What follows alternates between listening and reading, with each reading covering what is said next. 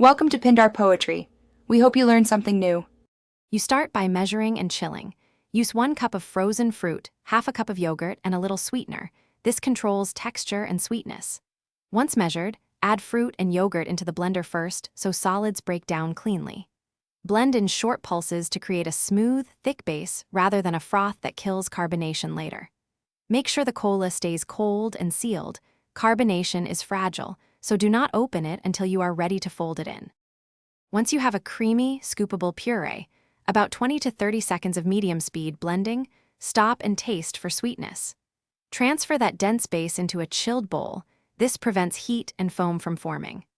Now open the cola and pour it slowly down the side of the bowl while you fold with a spatula, or pour a small amount into the blender and use the lowest speed briefly. You do this to keep bubbles intact.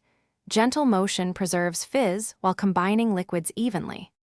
To finish, spoon the smoothie cola into chilled glasses over 1 to 2 ice cubes and garnish with a citrus twist or mint for aroma. Presentation matters for perception of freshness. If you see separation after pouring, do not reblend. Gently fold with a spoon to reincorporate without losing residual fizz.